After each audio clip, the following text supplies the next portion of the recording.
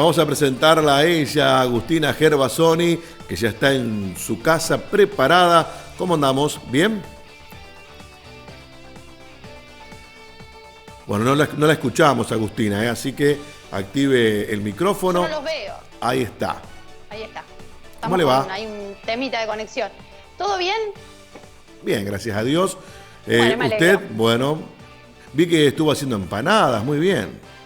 También. Hacemos de todo acá en esta casa. Hay que aprovechar el tiempo en esta cuarentena. Además de trabajar, claro, ¿no? Usted sabe bien que los cadetes están trabajando, o sea, la gente de los motomandados, así que cuando quiera, mande para acá, no hay problema. Bueno, cómo no. Cómo no, la próxima lo voy a tener en cuenta. Bueno, actualizamos los datos del COVID-19 en la provincia de Entre Ríos, esta información que hay que dar todos los días. Y a ver, ¿cómo estuvo en el día de hoy? Bueno, vamos a contarles un poco los casos, la cantidad de casos. 152 casos positivos en total en la provincia de Entre Ríos, 4.485 desde que comenzó la pandemia. Y también tenemos algunas diferencias, como les contábamos en estos días, entre los datos publicados por el reporte oficial y los datos que tenemos nosotros actualizados con el total de casos real en el departamento Uruguay. Vamos a contarles qué dice el reporte. Bueno, como les decíamos, 152 casos en total, 4.485 desde que comenzó la pandemia. Hasta el momento, 66 personas fallecidas, lamentablemente en todo Entre Ríos, y recuperados al día 7, es decir, ayer, hay 1.669 personas recuperadas de coronavirus. En el día de hoy, en Paraná detectaron 84 casos en todo el departamento Paraná. En el departamento de Gualeguaychú, 30 casos. En Diamante, 22. En Villaguay, 7. En departamento Nogoyá, 3. En departamento Federación, 1. En Concordia, 1. En Colón, 1. Y el reporte dice 1 para el departamento Uruguay, pero sabemos que son 3 los casos confirmados por el doctor Pablo Lombardi. Y digo esto y lo remarco porque seguramente haya en otros departamentos más casos que todavía no estén confirmados. Así como en Concepción nos reportan 1, pero hay 3, seguramente en otros departamentos haya más casos que todavía no hayan sido reportados. Esto es todo un sistema, lo han contado las autoridades, se van registrando en este reporte y bueno, y nos dan cada vez menos datos, ¿no? Sí. Esto es la preocupación por ahí de la prensa, porque antes teníamos un poco más, ahora tenemos solamente estos datos y por departamento. Lo que me llama la atención de hoy es que si bien hay 150 casos, que es el número promedio de los que venimos teniendo en la provincia en estos últimos días, están un poco más repartidos. En Paraná, 84, como decíamos, por ahí Gualeguaychú con 30 también. Diamante, que es un departamento un poco más pequeño también, con 22 casos, y son muchos, son muchísimos ya para este departamento, que termina siendo el tercer departamento en la provincia con más casos, ¿no? Claro, y bueno, ahí está lo que hablamos del tema de las restricciones, ¿no? Cuando la gente reclama que tenemos pocos casos, déjenos salir, estar en una plaza, hay restricciones que por ahí son molestas, como el tema de no poder permanecer en un espacio como una plaza, o no poder hacer una reunión como se ha hecho. Hay reuniones que están autorizadas, ya lo hemos hablado, pero otras, como las fiestas que han habido el fin de semana o reunión en un circuito de motos, no están autorizadas, y tiene un porqué esa cuestión de no estar autorizadas este tipo de actividades, claro. Y se refleja luego en los números. Aquí en Concepción hoy tenemos 11 casos activos, ¿sí? ¿Por qué? Porque se acaban de dar de alta 2 personas, ¿sí?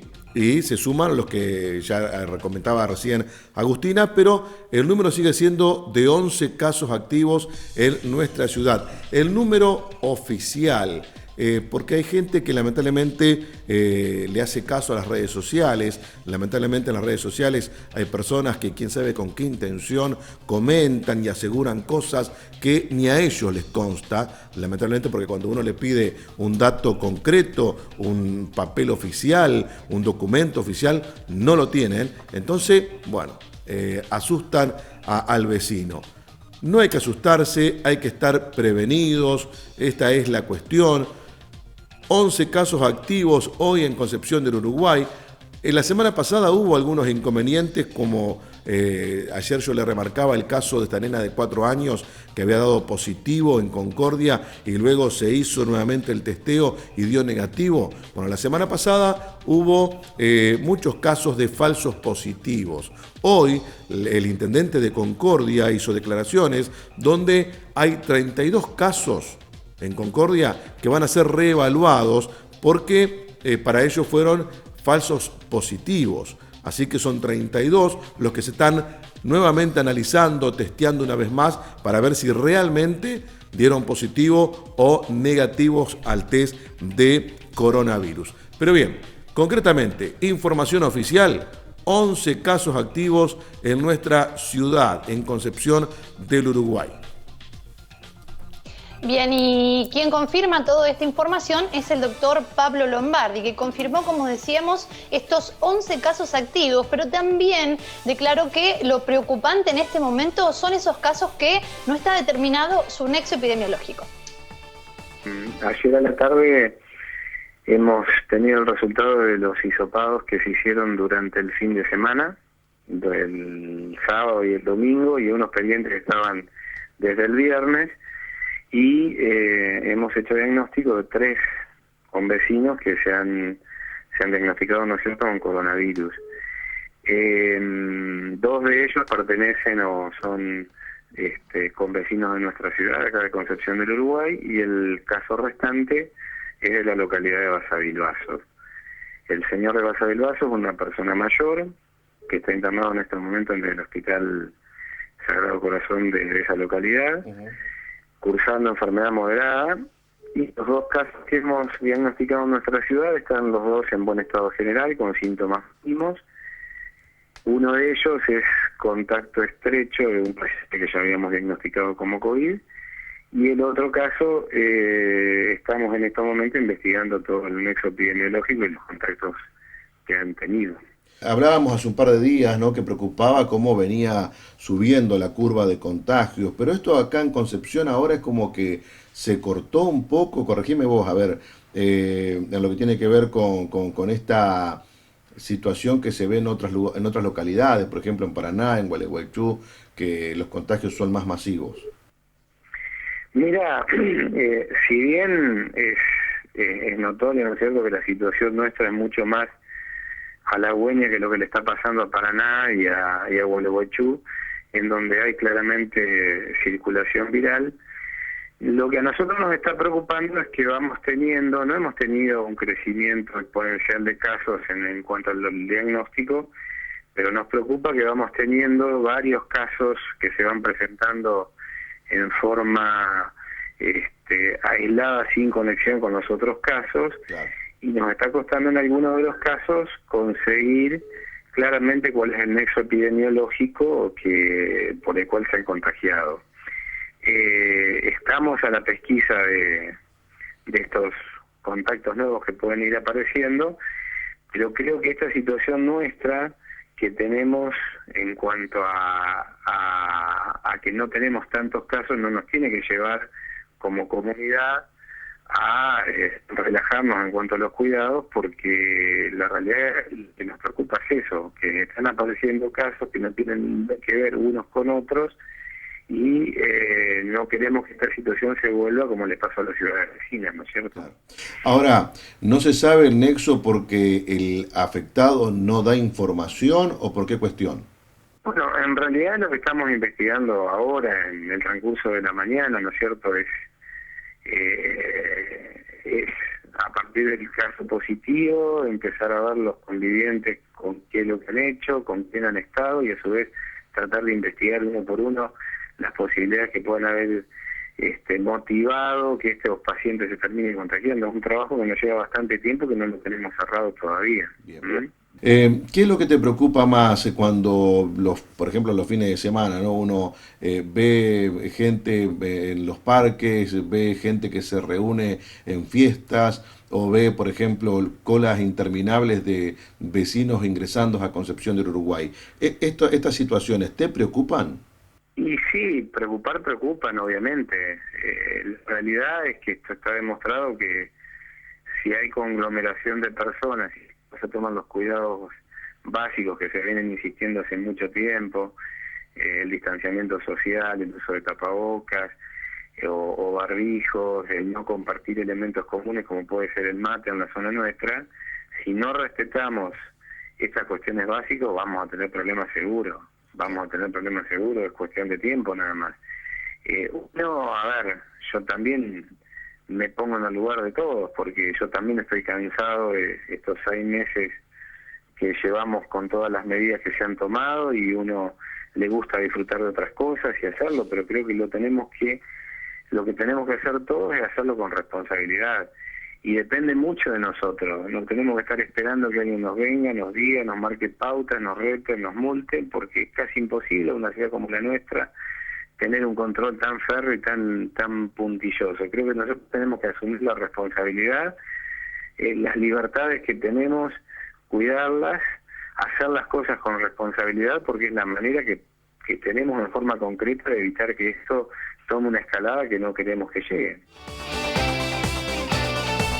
Tenemos una segunda parte de la entrevista con el doctor Pablo Lombardi, que va a hablar del tema de la situación de la terapia intensiva en el hospital. Pero con el tema de las reuniones clandestinas, lo que preocupa más que nada es que luego no se puede determinar el nexo si alguien se contagia en estas fiestas y se dispersa la enfermedad. Eso es lo que hay que tener en cuenta. Por eso hacemos hincapié en este tema y por eso lo tenemos a Juan Martín Garay, el secretario de Gobierno de la Municipalidad, en contacto telefónico. Garay, gracias por atendernos. Hola, buenas tardes. Un saludo, Diego, para ustedes y todos los televidentes. Bueno, estábamos hablando del tema de las fiestas clandestinas, las reuniones clandestinas. Ustedes anoche o esta madrugada tuvieron que hacer un nuevo operativo.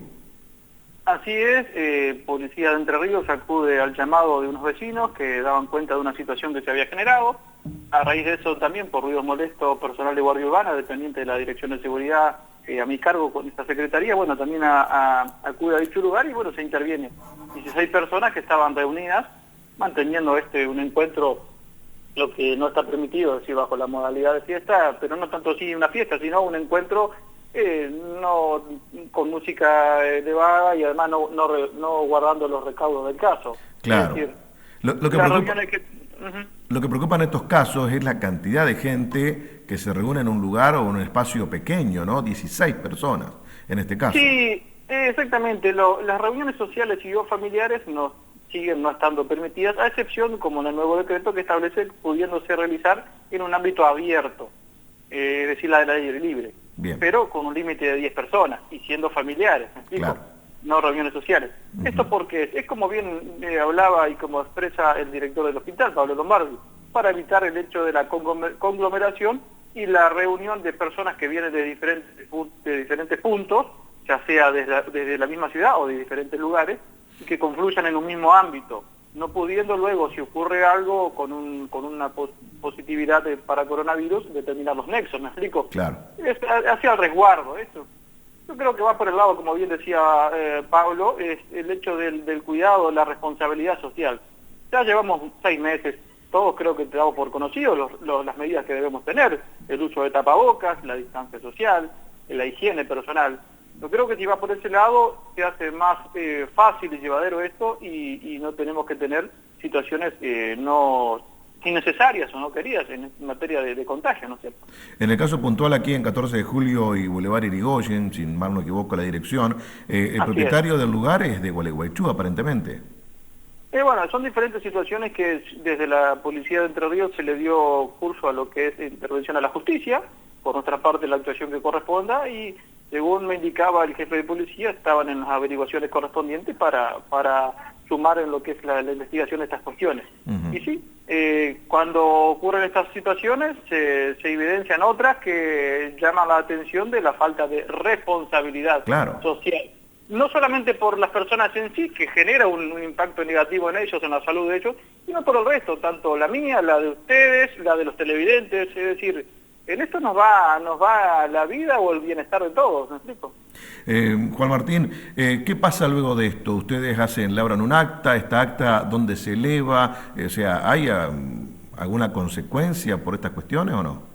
Sí, lo que tiene que ver en materia cuando interviene la justicia federal, se le corre traslado directamente a la justicia y son ellos quienes inician una actuación. Bien. Lo que tenga que ver en materia de la justicia de faltas, que es el ámbito municipal, bueno, cuando se elabora algún acta puntual, desde cuando acude policía municipal o guardia urbana, luego se le corre vista al traslado, se le corre vista al fiscal administrativo, y es quien luego, en resguardo del pueblo, verifica lo actuado y le corre vista al juez de falta para que con lo actuado, elabore su dictamen de sentencia, bueno, de sanción o no, de corresponder, ¿no es cierto? Bien. Pero están resguardados siempre los derechos de todos los vecinos, tanto del supuesto infractor como del resto de la población. Bien. Pero cada uno con cada ámbito de jurisdicción, ¿no es cierto? Vamos a recordar entonces que en el ámbito de Concepción del Uruguay están prohibidas las reuniones sociales, familiares, mayores a 10 personas, o sea, pero también dentro de una vivienda. Hoy están prohibidas, se pueden hacer al aire libre, pero en algún lugar como en un pub, algo así. Sí, es decir, no por ser Concepción del Uruguay quien lo haya determinado, hay un decreto nacional de necesidad de urgencia y hay una disposición en materia provincial al respecto. Ahora bien, las reuniones al aire libre pueden establecerse hasta el marco de 10 personas, como bien estableció el último decreto, pero al aire libre y reuniones familiares. Bien. Es decir, aquello que por un tiempo no se permitió, si bien estaba permitido, pero luego se suspendió eso y quedaron no pudiéndose realizar las reuniones familiares y o sociales. En este caso ahora se ha dicho sí en el último decreto, no municipal digo, sino nacional, es decir, sí a las reuniones en Entre Ríos familiares, pero en un ámbito abierto. Lo que implica un mayor cuidado y resguardo, es decir, todo lo que tenga que ver con la reunión por conglomerado y estableciendo nexos y diferentes cuestiones que hacen al resguardo de todos. Pero bueno, eso es lo que... sí. Bien, por último le quiero preguntar, ¿se comenzaron ya a labrar actas de infracción por el no uso del tapabocas? Hemos tenido algunas actas que han sido cursadas por parte de las fuerzas federales, puntualmente en alguna instancia Gendarmería Nacional. Bien. Bueno, eso ha corrido vista al fiscal y a partir del juzgado de falta, la verdad que habría que averiguar en qué situación se están, pero se han labrado, sí. Recordemos que el uso del barbijo es obligatorio en la ciudad de Concepción del Uruguay. Perfecto. Como también recordemos algo, cuando no era obligatorio el uso del barbijo, había muchas manifestaciones de vecinos que decían, ¿por qué no se lo hace obligatorio? Bueno, llegado el tiempo cuando la situación epidemiológica así lo ameritó, se lo hizo obligatorio. Resulta ser que por ahí vemos a menudo que algunos parece ya querido desconocer esta realidad. Pero bueno, hay que recordar siempre de que el uso del barbijo, del tapabocas, es obligatorio en esta ciudad y hacia el resguardo, no solamente de la persona que lo usa, sino de la otra que tenga enfrente. Bien, así que bueno, se van a seguir haciendo los operativos, los controles en materia de lo que tiene que ver con esta prohibición de las fiestas clandestinas.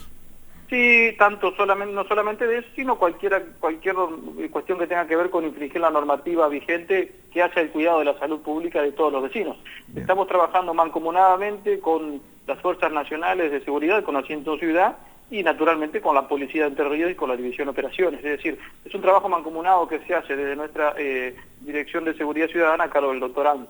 Bien. Juan Martín Garay, como siempre, muchas gracias. Un abrazo.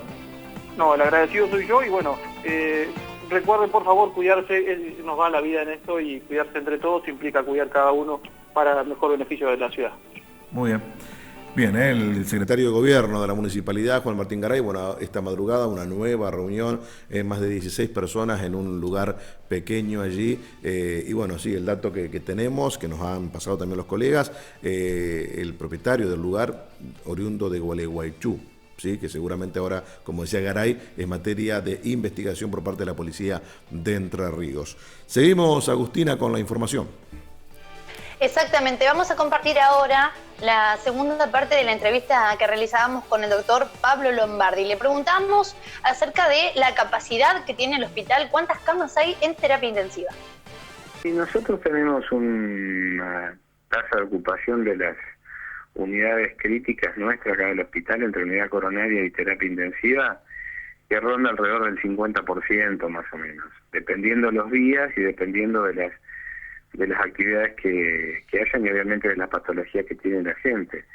Por ejemplo, hay algunos días que se hacen muchos estudios cardiovasculares, muchos estudios hemodinámicos, y esos pacientes se recuperan en la unidad coronaria, están un día nada más, y ese día la tasa de ocupación de la unidad coronaria y de las camas críticas aumenta, y cuando se da de alta baja rápidamente.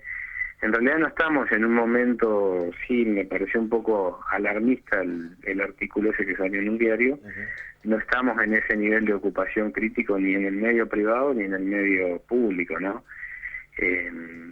La realidad es que estamos en una situación buena en estos momentos.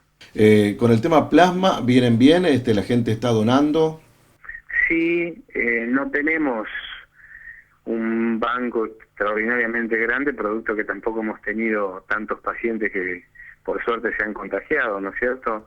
Pero semana a semana se han acercado pacientes convalecientes que ya han pasado un periodo determinado, que son un poquito más de 15 días, como para poder generar una buena respuesta inmunológica, tener una buena carga de anticuerpos, y se han ido acercando a nuestro hospital y van donando, así que tenemos la posibilidad de contar con algunas muestras ya, y estamos trabajando también muy vinculado con el Hospital Centenario de Gualeguaychú, que ellos sí tienen, por la cantidad de pacientes que han tenido allá, más volumen de muestras de obtención de plasma, por si eventualmente las necesitásemos nosotros aquí en la ciudad. Por último, Pablo, ¿qué mensaje te gustaría dejarle al vecino? Por un lado, recalcar que no estamos en una situación desfavorable en estos momentos, estamos en una buena situación con respecto al epidemiológico, al infectológico. Realmente tenemos pocos casos en la ciudad, y la mayoría de estos casos que tenemos son casos leves. Prácticamente no hemos tenido complicaciones vinculadas con la enfermedad, pero sabemos que el virus es un virus que lamentablemente tiene una alta posibilidad de contagio y de transmisibilidad, y que si nosotros nos aflojamos y no hacemos las cosas en forma adecuada, sabemos que el problema nos va a llegar y nos va a poner en problemas. Entonces yo lo que apelo, como pasa con la mayoría de mis colegas, y uno lo ve que dicen en los distintos medios, creo que en esto es clave la responsabilidad individual. Creo que todos tenemos que sentirnos responsables en este aspecto y extremar los cuidados, que no son tantos. A mí me llama poderosamente la atención la cantidad o la poca gente que está usando en estos momentos, por ejemplo, el barbijo, el tapaboca, cuando hace 2 o 3 meses atrás era un clamor popular que por qué la municipalidad o por qué las autoridades no obligaban a que se use el barbijo. Y ahora que lo estamos pidiendo hay muy poco uso en la vía pública y en los lugares de conglomeración. Yo haría mucho hincapié en eso, en las medidas, en el distanciamiento, en la utilización del alcohol en gel, del lavado de manos, en el uso de tapabocas, en evitar conglomeración de gente, que son las medidas que dan resultado y son las medidas que han hecho que en los lugares en donde mejor les ha ido, comparándonos, por ejemplo, Alemania, por poner un punto de comparación, son las medidas que le han dado resultados y lo que han permitido que ellos tengan en estos momentos una calidad de vida medianamente aceptable, que hayan logrado sostener en el tiempo muchas actividades, y simplemente por cuidarse en esto, que es lo básico, que creo que es en lo que tenemos que hacer mucho hincapié nosotros. Bueno, quien también se refirió al sistema de salud de la provincia de Entre Ríos fue el propio gobernador. Ustedes recuerdan que Gustavo Bordet está transitando coronavirus. Bueno, envió un audio que lo dio a conocer la propia Casa de Gobierno. La capacidad de ocupación de las camas de terapia de UTI de Paraná, por ejemplo, habían alcanzado un 75% y un poco más también. Y esto nos obligó a tomar medidas restrictivas de determinadas actividades, que por supuesto no nos gusta tomar, porque no son medidas caprichosas, no obedecen a criterios que confronten, por un lado, lo que es actividad económica con salud, sino que si no lo hacíamos teníamos un riesgo de que colapse el sistema, a pesar de que lo preparamos. Hoy tenemos en total en la provincia más del doble de camas de UTI de las que teníamos antes de que comience la pandemia. Hoy el sistema en Entre Ríos está preparado tanto en la parte profesional, médica, de enfermería, recursos para trabajar, como también en cuanto a camas de cuidados intensivos y respiradores para poder llevarlo adelante. Pero, lo reitero, es un monitoreo que se realiza de manera permanente, y en esto yo también quiero destacar el trabajo que más allá de lo propiamente sanitario, médico y hospitalario, también han realizado los intendentes en cada localidad, que son quienes han trabajado muy fuerte para poder evitar que se expanda el virus en contagios, y esto se ha visto reflejado en controles, en estar pendiente del proceso de la pandemia en cada municipio. Esto ha sido muy importante. Muy bien, vamos a cambiar de tema, a hablar de otra cosa, y tiene que ver con el número 102. Para muchos es algo conocido, pero otros no. Y les vamos a contar qué es el 102. Es la línea de atención a niños y adolescentes, donde, bueno, se los invita a llamar a ese número, contar si tienen algún problema, si sufren de violencia o algo que los haga sentir mal. Estuvimos hablando con Maite, que es la coordinadora del número 102, y también con Daniela Ribay, que es la jefa del departamento del área de la niñez. Es una herramienta que tiene la gente para poder llamar y comentar situaciones que están pasando a los chicos con cuestiones de vulneración de derechos de niños y adolescentes. Lo que hacemos nosotros desde acá, los operadores, es pedir se aporte la mayor cantidad de datos con respecto a esa situación y orientar y asesorar y vehiculizar la demanda donde corresponda. Bueno, nosotros funcionamos de 7 a 19 horas, tenemos operadores por la mañana y por la tarde, y después de esa hora se activa el contestador donde se pide se deje la mayor cantidad de datos, y un número telefónico que implementamos ahora con la pandemia, que es una guardia telefónica al 102 que atiende un operador. Es anónimo, gratuito, y en lo posible siempre se le pide a la persona que hace el llamado que dé todos los datos posibles. ¿Por qué? Porque nosotros también después, los chicos de los servicios de protección de derechos son los que tienen que ir al domicilio a corroborar los datos, a ver realmente si los chicos están en situación de vulnerabilidad, y para después nosotros poder hacer el informe y llevar el informe ese que corresponda tanto al juzgado como a defensoría o al CONAF, ¿no es cierto? Al ser anónimo queda resguardado, vos no tenés la necesidad de decir soy fulanito de tal que hago la denuncia, ¿me entendés? Eso es muy importante, que la persona que ve que está en riesgo no dude en llamar realmente, porque es un medio en el cual se puede salvar una vida. Si están, por ejemplo, golpeándolo a la criatura o a la persona, ¿no es cierto? Es muy importante llamar. Claro, la idea de la línea 102 es para que sea para los chicos y adolescentes que quieran llamar y sean ellos su propia voz.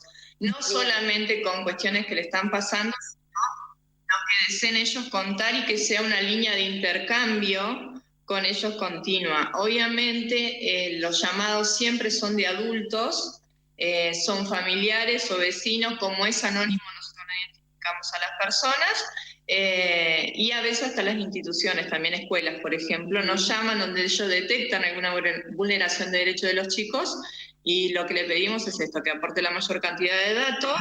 A veces no tienen un domicilio correcto, le pedimos que nos dé una referencia de la casa para poder nosotros articular y con las redes existentes que tenemos, ya sea, como comentaba recién Daniela, con CONAF, el Servicio de Protección de Derechos, que pertenece también al área de niñez, con Defensoría, el juzgado de y familia. El juzgado de familia. Y CONAF, por supuesto. ¿Se han aumentado la cantidad de llamados, de denuncias en este tiempo de pandemia? Mira, hemos recibido muchos llamados de violencia y abandono por parte de los papás. Nosotros lo que hacemos ahí es, bueno, orientar o asesorar a la persona que llama y detectar lo que es la vulneración y hacer el abordaje que corresponde, pero sí, se ha incrementado. La línea no tiene profesionales atendiendo, son acompañantes terapéuticos los que están trabajando. Bien. Tenemos un operador a la mañana y uno por la tarde, ¿sí? Nosotros mantenemos la escucha continuamente con ese chico. Nosotros lo que hacemos es detectar el problema del chico, la vulneración de derechos que tienen, y lo vehiculizamos a donde corresponde. Nosotros no abordamos las situaciones, somos el nexo que hacemos. No es una línea de emergencia. En un caso de emergencia lo que hacemos es activar las redes, ya sea ambulancia, comando o la guardia de COMNAF. Los mensajes al 3442-629924. Bueno, ellos son mis padres, Mabel y Oscar, 48 años de casados. Felicidades.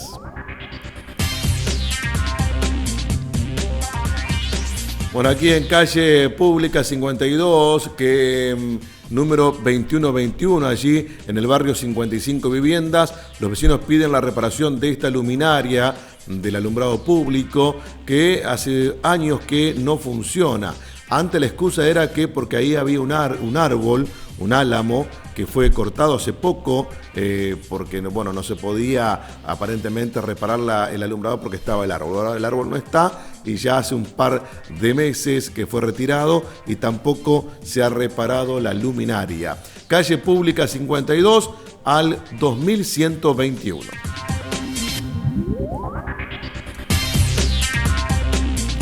Y los cumpleañeros, que tenemos bastantes.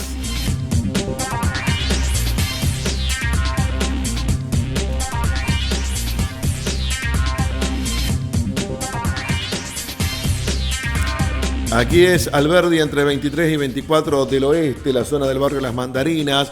Allí lo que sucede es que no se ha colocado el aparato del alumbrado, allí donde va el foco arriba.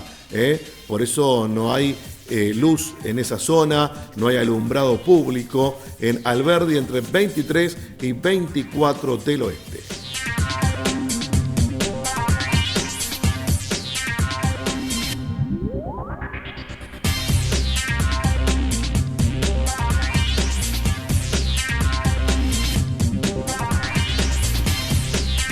Bueno, y esta es la eterna cola, largas filas en el PAMI en calle Belgrano, a la vuelta de la cooperativa, que ya lo hemos mostrado en varias oportunidades, incluso en pleno invierno, los abuelos allí haciendo fila para ser atendidos en ese lugar. Bueno, una de las tantas respuestas que no da PAMI.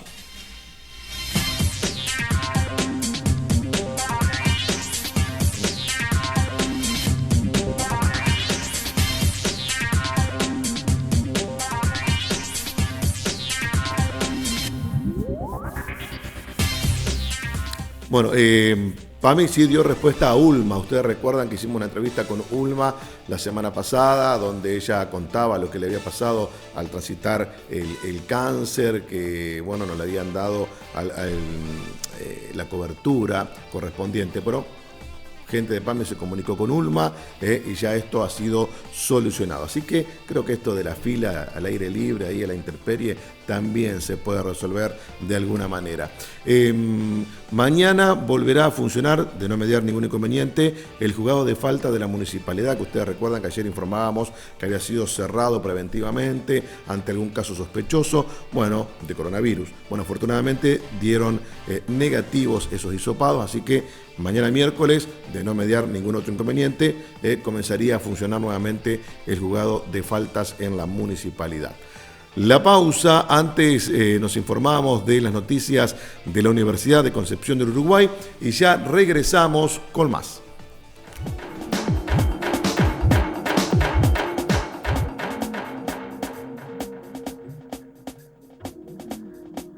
La idea es invitarlos a un seminario que se va a realizar el 23 y 24 de septiembre próximo.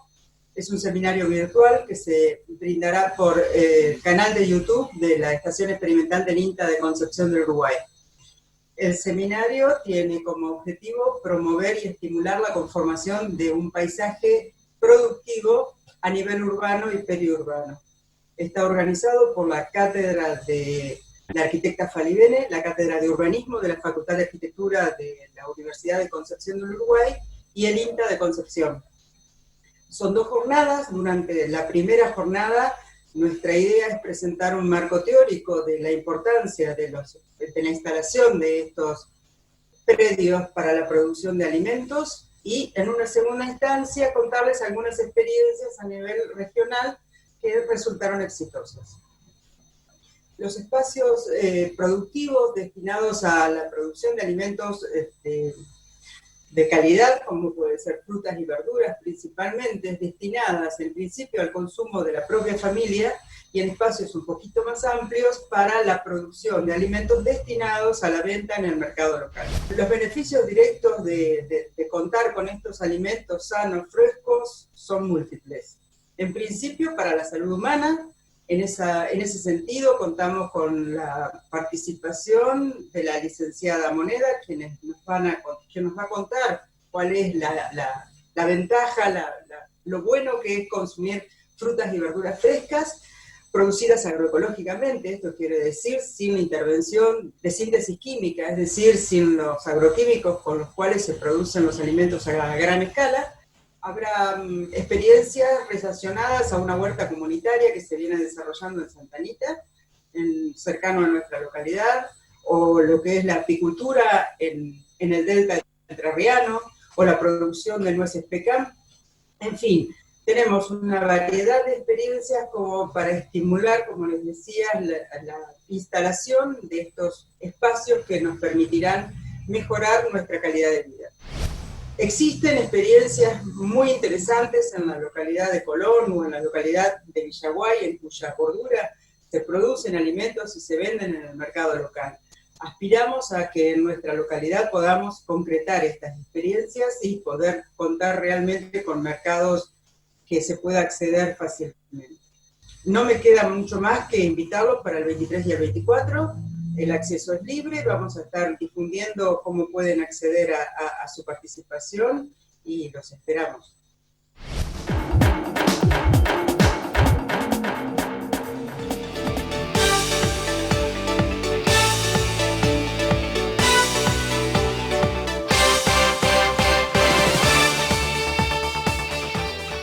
Retira hoy en Consumax solo con tu DNI tu préstamo desde 30.000 pesos hasta en 18 cuotas y de regalo un auricular para sorprender en este Día del Niño.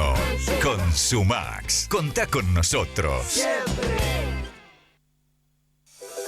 Ya sea que estés en Salta o en Ushuaia, en una gran ciudad o en el campo, ellos están ahí. Los productores asesores de seguros, para darte la tranquilidad que necesitas cuando la necesitas. Están cerca y están siempre. Y hoy más que nunca queremos agradecerles por seguir conteniendo a nuestros más de 7 millones de asegurados. Estamos. Sancor Seguros. Multipago, la red de cobros del litoral. Forme parte de nuestra red de cobros y sume valor a su comercio. Comuníquese con nosotros al 0800 888 0506.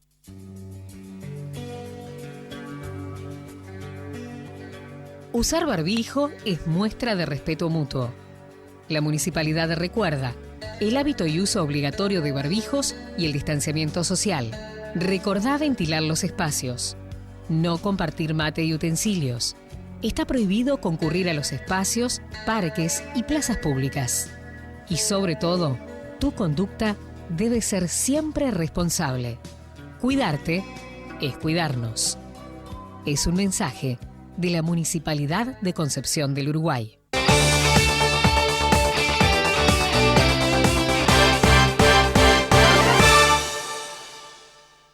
Personal Prepago te da 20% más de crédito si recargas desde la app Mi Personal. Descargala ahora y haz tus recargas con tarjeta de débito o crédito. Aprovecha el beneficio para hablar más, chatear más y navegar más. Más crédito para estar más conectado. Personal. Con Personal Prepago te damos 20% más de crédito si recargas desde la app Mi Personal. Descargate la app, hacé tu primera recarga con tarjeta de débito o crédito y aprovechá 20% más para vos que sos de engancharte con la receta y no parás hasta tener en el chat más info que un libro de cocina. Personal. Seguimos con las noticias. Estuvimos hablando con Marcelo Bisogni, presidente del IAPB, porque se va a realizar un plan para refinanciar y estar al día con las cuotas del IAPB. Nos den la posibilidad al instituto de poder comunicar a todos los adjudicatarios de viviendas del IAPB, de todos planes, nuevos planes, planes de cancelación de deudas para todos aquellos adjudicatarios con más de 5 años de residencia en la vivienda y que tengan una cuota de 3.000 pesos o menor a 3.000 pesos, se pueden inscribir en este plan de cancelación de deudas y tiene un descuento de un 20%, más descuento por supuesto, porque en cada cuota está el cobro de seguro y gastos administrativos, y de esta forma puedan llegar a la escritura definitiva y ser propietarios estas familias adjudicatarias del IAPB. Y el otro plan, Diego, es el de la anticipación de cuotas en planes de 24, 36, 48 y hasta 60 cuotas para achicar los plazos, y también se ven beneficiados casi en un 60% de descuento por gastos administrativos, de seguros y por supuesto respetando los intereses de lo que fue el crédito en su momento. Estamos hablando de cuotas de 300, 400, 500, 600 pesos por mes, hasta 3.000 pesos por mes, para que estos adjudicatarios puedan de esta forma llegar a la escritura definitiva y ser propietarios de su vivienda. ¿Dónde hay que inscribirse para esto, Marcelo? Diego, en la página de IAPB, que es www.iapb.gov.ar, y a partir de ahí se inscriben en cualquiera de los dos planes, y también la posibilidad para todas las familias adjudicatarias de poder recibir la cuota digital todos los meses con solo pasar la dirección del correo electrónico, y a partir de ahí comienzan a recibir todos los meses la cuota digital. Las oficinas de IAPB no están atendiendo al público. Las oficinas de IAPB están atendiendo al público, las 4 regionales, igual que a la sede central, pero hasta el 14 de septiembre no en forma presencial. A partir del 14 de septiembre, por turno, vamos a continuar nuevamente con la atención presencial, pero las líneas telefónicas y vía online se atienden permanentemente a todos los adjudicatarios, preadjudicatarios y a todos también aquellos familias que se quieran inscribir por futuras viviendas, lo pueden hacer en la página del IAPB, ingresar al programa Primero Tu Casa, en las distintas operatorias, operatoria 1 de demanda libre, también están las operatorias de los créditos personales para aquellas familias que tengan su terreno escriturado a su nombre, son créditos hipotecarios, como también para aquellas familias que quieran hacer refacción o también ampliación de viviendas. Funciona del mismo modo que los planes de demanda libre, se inscriben, tienen que conformar una declaración jurada y a partir de ahí van a sorteos, como hacemos toda la semana los sorteos en el IAPB, para tener titulares y suplentes, aquellos que puedan conformar cada uno de los requisitos que son prioridades fundamentales, de acuerdo a la ley FONAVI, el IAPB va adjudicando la vivienda o los créditos hipotecarios para con la familia. Es un procrear, nosotros lo llamamos el procrear entrerriano. Es algo que hacía tiempo que no hacía el IAPB y ahora habilitó. Sí, lo que surgió fue de que hace 2 años se hizo un sorteo de 300 titulares y 300 suplentes para estos créditos hipotecarios y personales, y solo estamos ejecutando 110 créditos, y este dinero estaba presupuestado, estaba el crédito presupuestario, y lamentablemente estamos ejecutando 110 porque no cumplimentaron los beneficiarios con todos los requisitos, que es tener el terreno escriturado con la mensura a nombre suyo, porque es un crédito hipotecario, y una serie de requisitos que lamentablemente no se cumplieron. Por eso estamos también trabajando para esas familias que recibieron ese crédito en su momento, que sería un tercer plan, que es aumentar un 20% más ese crédito para que puedan finalizar la construcción de su vivienda aquellos que están ejecutando hoy. Muy bien, y vamos a cambiar de tema. En estos días se comenzó a trazar un plan de arbolado urbano para el centro de la ciudad. ¿Por qué para el centro en un comienzo? Porque las veredas tienen la particularidad de ser un poco más angostas que en el resto de la ciudad. Estuvimos hablando sobre esto con el licenciado Francisco Savoy, director de Salud Ambiental. Bueno, esto se viene diagramando ya desde hace algunos meses, se vio interrumpido en el marco de la pandemia, y ahora lo que se intenta retomar es pensar cómo arbolar la ciudad y sobre todo actualizar la normativa municipal respecto al arbolado público urbano.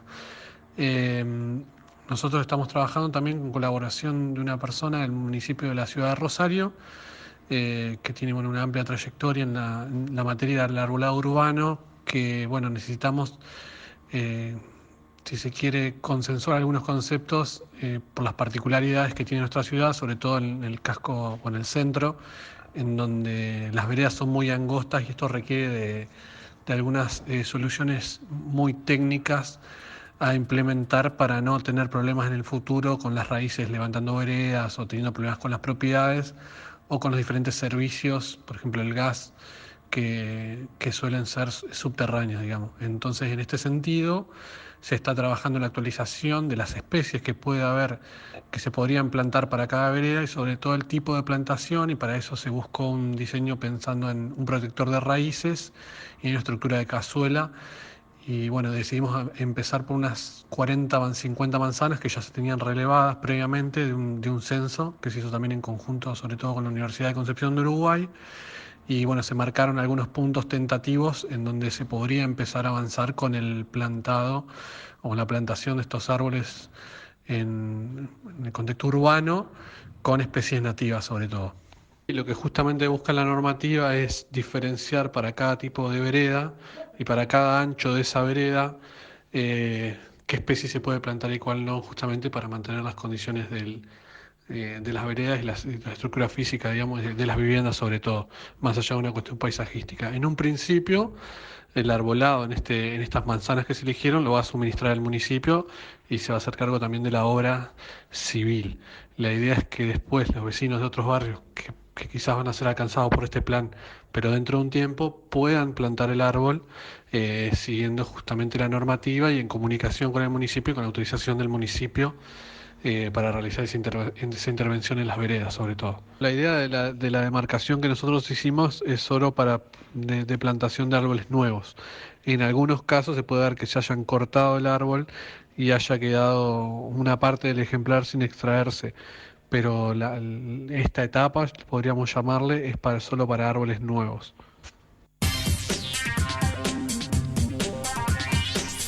Y hablando de árboles, los vecinos de 8 de junio entre Perú y Antártida, Argentina, piden la poda de estos árboles que estamos viendo en pantalla, porque ya hace un año que la han solicitado en áreas verdes para tener quizás también una mejor vista. Son árboles que también están rompiendo un poco la vereda. 8 de junio entre Perú y Antártida, Argentina. Seguimos con los reclamos de las luminarias que no funcionan. Esto es en calle Pública 437, en el barrio 61 Viviendas.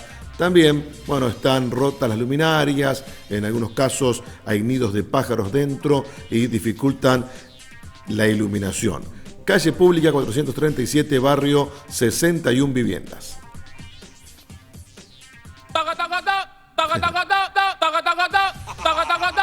Mirá Santi, cómo festeja su cumpleaños. Muy feliz cumpleaños, Santi.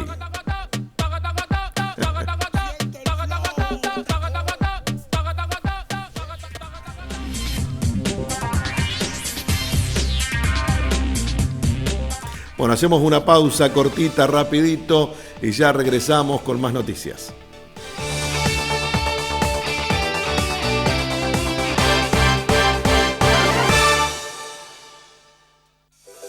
Ya sea que estés en Salta o en Ushuaia, en una gran ciudad o en el campo, ellos están ahí.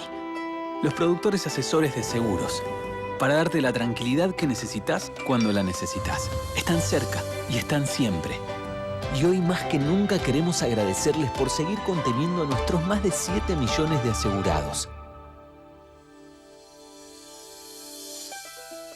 Estamos. Sancor Seguros.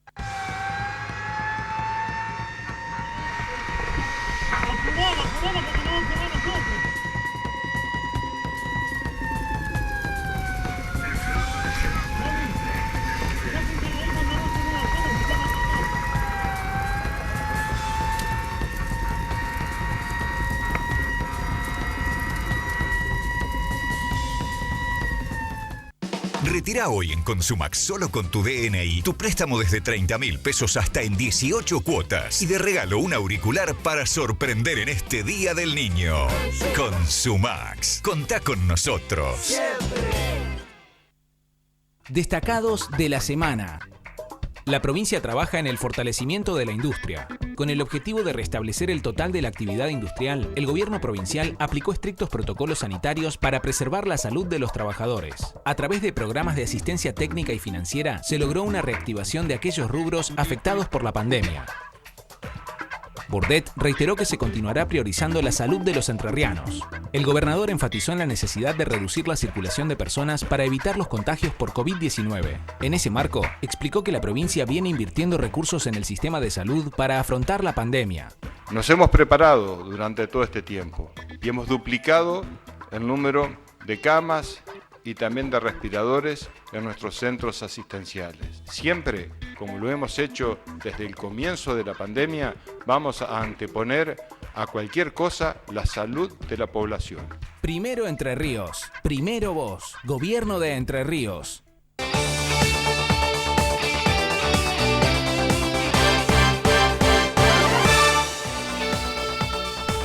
El Foro de la Niñez, de los Derechos de los Niños y Adolescentes y la Red de Infancia Robada, esta semana realiza diferentes actividades en el marco de los 30 años del crimen de María Soledad Morales en Catamarca. En ese marco hay una entrevista que ellos realizaron con Gregorio Garro, el abogado Gregorio Garro, quien es abogado de la familia Schiavo y que estuvo como querellante durante todo lo que es el juicio y la investigación del crimen de Flavia Schiavo. Nosotros en el estudio tomamos contacto con la causa Schiavo a través de unos tíos de Flavia que trabajaban con nosotros en Río Uruguay Seguros, donde habitualmente trabajamos. Dos tíos de Flavia, hermanos de Élida, la mamá de apellido Coraza, trabajaban y vienen ya el jueves por la tarde-noche o viernes a la mañana. Flavia había desaparecido el jueves 10 de junio del año 99. No había noticias el jueves de la noche. El viernes a la mañana, ahora que estoy recordando mejor, vienen los tíos con la preocupación a vernos al estudio, el doctor Marcó y a mí, que Flavia no aparecía, con lo cual ahí fue el primer contacto que nosotros tuvimos. Por supuesto que lo conocíamos a la familia Coraza, digamos, y a Luis, y empezamos a involucrarnos en la causa. Hicimos las averiguaciones en la fiscalía. En esa época el fiscal era, en ese momento de turno, era el doctor Rojas, que después no fue el fiscal de la causa porque justo se produjo el cambio por la doctora Sabina, y empezamos a participar, digamos, preocupados, y Flavia aparece, el cuerpo de Flavia, el sábado al mediodía, sábado 12 de junio del año 99. Así que a partir de ahí, bueno, nos involucramos, le recomendamos a los papás de Flavia constituirse en la causa como querellante particular, ponerse a disposición del juzgado. La jueza que investigó el hecho fue la doctora Calveira. Y así fue como una semana después nos presentamos, justamente patrocinando a Luis y a Élida, y además fue muy oportuno porque de acuerdo el juzgado estaba dispuesto a ordenar la detención de Luis porque había una versión que venía al lado de la policía, muy tendenciosa, por cierto, muy tendenciosa, que los indicaba a Luis como posible autor, o vinculado o involucrado, o bueno. Lo cierto es que el crimen de Flavia se puede decir con todo rigor técnico, jurídico, de que es un verdadero caso de impunidad. ¿Por qué? Porque la Corte Suprema de Justicia de la Nación ha dicho con toda claridad de que la conclusión en la que debió haber arribado el tribunal de juicio, considerando las mismas pruebas pero bien analizadas como corresponde, era la contraria a la que arribó el tribunal de juicio acá en Concepción, Uruguay. Y la solución contraria a la absolución es la condena. porque dijo la Corte que bien analizada esa prueba surge la autoría de las personas que fueron juzgadas en el crimen, en la privación ilegítima de la libertad, seguida de muerte y todo lo demás de Flavia. Con lo cual, después mandó, por una cuestión técnica, digamos, mandó dictar una nueva sentencia, se interpretó incorrectamente para nuestro criterio esa orden de la Corte Suprema, y acá en el ámbito de la justicia local y después de la provincia se decidió hacer un nuevo juicio que obviamente también, que es lo que generó la impunidad, porque a pesar de que la Corte dijo lo que dijo, hubo instrucciones que recibió el fiscal del juicio que le decían que no debía imputar a las personas que estaban volviendo a ser juzgadas por el delito de secuestro y muerte de Flavia. Con lo cual, lamentablemente y con dolor en el alma, tengo que decir que en el ámbito de la justicia de la provincia, esto generó impunidad de quienes la Corte Suprema de Justicia de la Nación había dicho que eran los autores de la muerte de Flavia Schiavo. Eso, en este segundo juicio, nosotros llegamos a la Corte, una incidencia que se produjo vinculada con una notificación, nos obligó a ir a donde estamos ahora en el trámite procesal, que es la Corte Interamericana de Derechos Humanos. Presentamos el caso a la comisión, que es la que hace de suerte de fiscal, analiza los casos y se lo presenta a la Corte, acusando, digamos, al país de origen donde tramitaron las causas, de haber violado los procesos judiciales, los derechos constitucionales. Entonces ahora eso está sometido a la Corte por la Comisión Interamericana de Derechos Humanos. Así que en este caso podemos decir, hay mucho para contar, por supuesto, lamentablemente ya transcurrieron 21 años de la muerte de Flavia. Los hechos que se ventilaron permiten poder enunciar una hipótesis que dice que es un caso muy parecido al caso de María Soledad. Bueno, por eso la gente de Foro de los Derechos de los Niños y los Adolescentes y de Red Infancia Robada, en este marco de los 30 años del crimen de María Soledad Morales, entrevista a Gregorio Garro en este sentido. Bueno, seguimos con un dato. Hay una gatita que se perdió, enviaron la fotito recién a la producción, es una siamesa. Si alguien la vio, ahí tiene un collarcito color rosado aparentemente. Se pueden comunicar con el celular 156 634 76. Reitero el número, 156 634 76. Si ustedes vieron esta gatita, hay una nena que es Yarita, que está realmente muy preocupada por su gatita.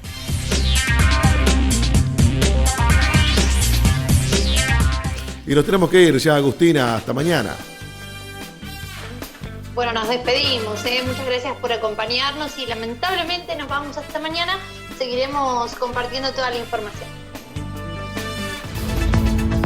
El tiempo ahora 20 grados en Concepción del Uruguay y está algo nublado.